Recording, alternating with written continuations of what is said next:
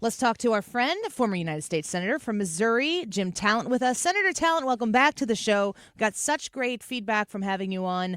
I think it was last week. People really appreciated your take on this, so we appreciate you coming back with us today. Why, thank you, Annie. Coming from you, that's quite a compliment. I didn't know, by the way, they were at the Ritz. Yeah, that's what I bet the Ritz in Saudi Arabia is quite a place. You think so? I hope Rubio has time to go to the sauna. If you get peace done, I think you deserve a trip to the sauna. Yeah. That's from the New Probably, York Times. That report. Can you Trump will get a Nobel Peace Prize, and Rubio will get to go to the sauna. I'll let you ask some questions. Yeah, no problem, not at all. I just am wondering, the last time we were discussing the blow up that took place in the White House, the damage that Zelensky did, the opportunity to walk in, sign some papers, and get to the peace part of this. Do you think that we are back to a place where negotiating in good faith for the purpose of peace? Are we back to that place? I do, and that was 90% Zelensky's fault. Now, however, they have diplomatically recovered the situation, and we are meeting in Saudi Arabia with Zelensky. And I think the point here is to get him on the same page with the United States so that the president can then turn to what I've always believed is going to be the tougher task, is to get Putin to agree to something reasonable, because the Russians have very maximalist demands. They want all four of the western provinces in Ukraine. He hasn't conquered them. He wants them anyway. He wants Ukraine to agree never to rearm and us to agree never to sell him any arms, isolate him from the West. And Trump's not going to give him that. He hasn't said a peep about any of that.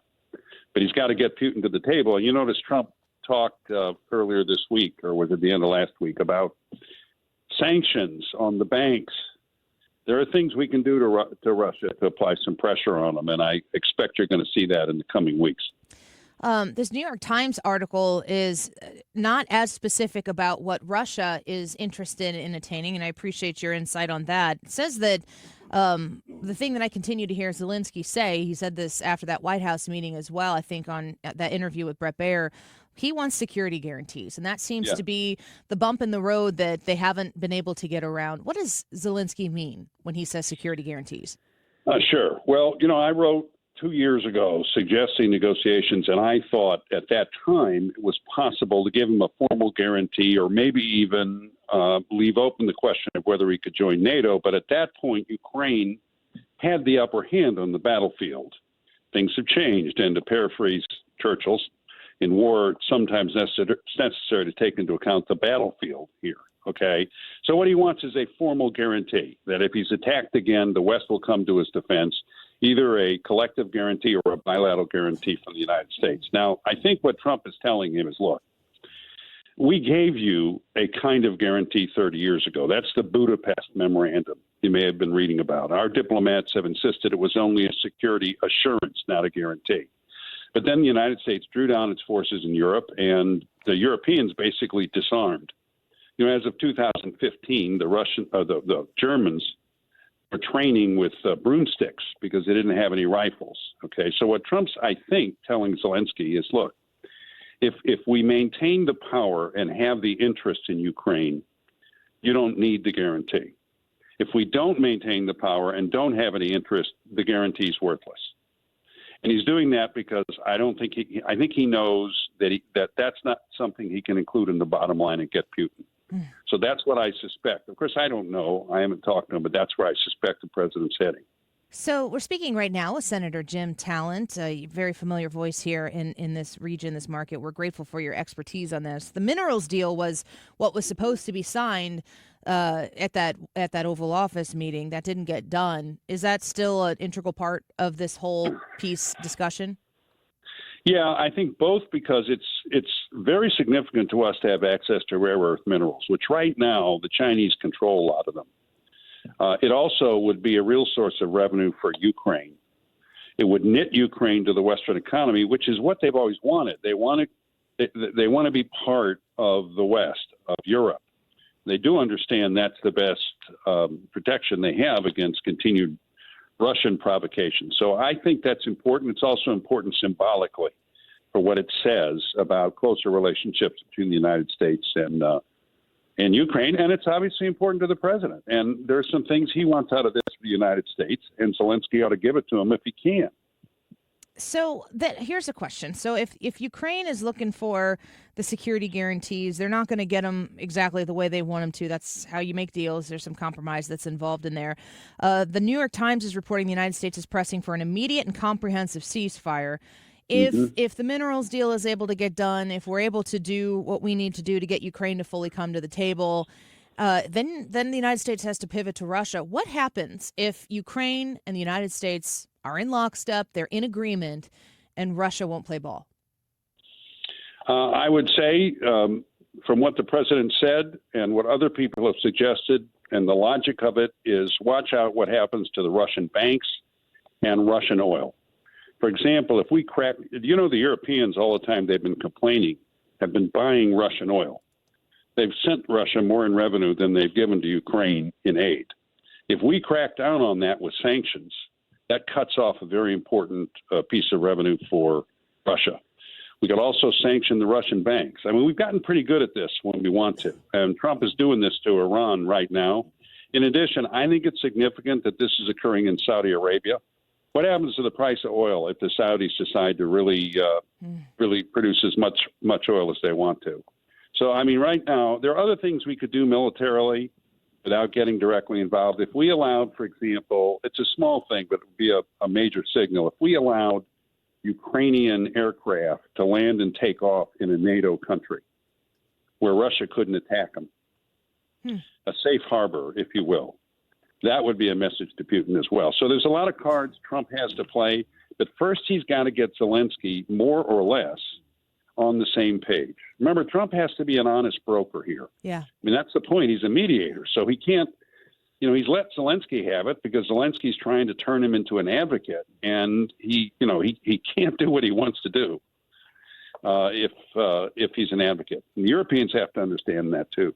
I like what the president of Poland said the other day. He said, it really is pretty ridiculous that 500 million Europeans are asking 300 million Americans to defend them from 140 million Russians. He's got a point, doesn't he? That is quite the point. Senator Talent, this is Ryan Wiggins. I understand that Ukraine is unlikely to join NATO, but I'm seeing internet chatter, and that's why I'm asking you, is it just internet chatter that is it possible that the U.S. would consider leaving NATO? No, I don't think so. I think people say, for example, I was dealing with somebody the other day who said that Trump doesn't think we can exercise influence in the world, doesn't want us to be the policeman in the world. Well, that's true. We've never been the policeman of the world. But right now, the Trump administration is actively engaged in managing and trying to end two wars. Trump is not the kind of person who doesn't want to exercise influence in the world, and he knows that NATO is the means through which he can exercise influence. What he wants, and I think Vance made this pretty clear, is he wants the Europeans to hold up their end. What Tusk said is right. And Trump's not the first president to do this. Ever since I went to Washington, presidents have been complaining about this. The difference is, of course, that the Trump administration is much clearer, much more direct, and is actually getting some results. In his first administration, the Europeans actually did increase their spending on NATO. And we just got Sweden and Finland to join the alliance. Now, that happened in the Biden administration. So, no, I don't see NATO going away. I do foresee, if the Europeans will do it, them bearing more of the load. And I think that's possible with Eastern Europeans. The other thing that Americans have to consider is we have to deal with the Indo-Pacific with a real adversary. Right. With a nation that has a military that is a peer competitor of ours. They're a superpower. And we need to be able to shift our forces there. Senator Talent, I kind of want to ask you a higher level question, and I don't know if it's every situation is different, but when it comes to ending a war, I mean, we have real bloodshed, real massive destruction that has taken place in Ukraine. Okay, so we stop bombing each other and shooting each other. So in that essence, the war stops. But in any broad sense, or maybe specifically with what is taking place in the Ukraine-Russia conflict, when you broker peace, like the United States is trying hard to do right now, what are the steps of peace? How does that get implemented, and what kind of reconstruction is part of that conversation? Yeah, but Annie, your question reminds me. I've been treating this in kind of a bloodless way, which really isn't right. This has been a terrible war. Neither side has been able to conduct what's called maneuver warfare, which is agile warfare, where you coordinate the elements of your force and bring it to bear on the enemy's weak point. And you can move quickly with that. They've been conducting attrition warfare, where you wear the other side down. It's like World War I with drones. And so the Russians have probably suffered 750,000 casualties, killed and wounded. And nobody knows for certain. And the Ukraine's probably half that.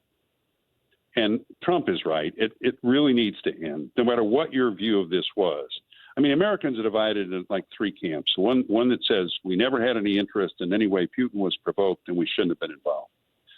The second camp is my camp, which is we should have been involved because it gave us an opportunity to weaken the Russian state, which has made itself an adversary of the United States, including in the Middle East and Indo-PACOM. And then the third group that thinks we should help the Ukrainians to stand up for international law and save democracy. But whatever group you're in, there's no continuing benefit to continuing this war. We're going to have a stalemated battlefield that benefits nobody. So I think what the president believes, if you get a ceasefire at that point, and this is why I think Putin doesn't want to do it, the logic of the situation is going to favor continued peace. And at that point, the pressure will move to Putin to agree to something the Ukrainians can agree to. So the first thing to do is to get the fighting to stop, which is why Trump has been presenting himself as an avatar for peace. I just feel like when you listen to President Trump, that's one of the things he always does try to make as a primary point of this war is how bloody and awful it has been for both sides, the bloodshed, the lives lost, and just how tragic it has been, how it needs to stop. When I try to, in a realistic fashion, look at what the next steps will be, it seems as though it would take quite a long time to, I guess, fully recover from something like this. Yeah, I mean, we get this. Oh, yes, there's no question about that. But we can rebuild Ukraine, and the Europeans, this is something they can do. And you can bet that Trump is going to insist on it. They're going to have to pay for it. Yeah. I mean, this is really, it was our failure, too. When the president says it wouldn't have happened if he'd been president, we never know for certain, but I think that's probably right. In the first year of the Biden administration, he waived the sanctions on Nord Stream, Biden did. He gave Putin a summit without any conditions, and he rolled over the New START nuclear treaty without any conditions. And that presented weakness to Putin. It led him to believe he could get away with this. I don't think Trump would have done any of those things. We'll never know for certain. No. But we don't want another war, and so the Europeans are going to have to going forward, rebuild their defenses. We're still going to be involved, Ryan. I mean, they can't do it without us. So we're going to be at the top of the command structure. We're still going to have forces. We're still going to be providing logistics and intelligence. But they can rebuild the force. Their forces to some degree. I mean, what's happened to the West German, or there's a Freudian slip, the German army. The Germans could maintain peace by themselves. Now, nobody wants an exclusively German base in Eastern Europe for obvious historical reasons. But the point is, we can do it with the Europeans. It'll take time. But the first thing to do is to get them to stop fighting. Yeah. Well, God willing, Secretary of State Marco Rubio and National Security Advisor Michael Waltz are visiting that sauna at some point soon at the Ritz-Carlton with some peace talks in their pocket. And Annie, all of us who believe in a divine being ought to be praying for peace. Amen. I agree with you. And the most appropriate reminder of the conversation. Thank you so much, Senator Talent. Always a pleasure to have you here on our show. You are welcome. Take care. Bye-bye.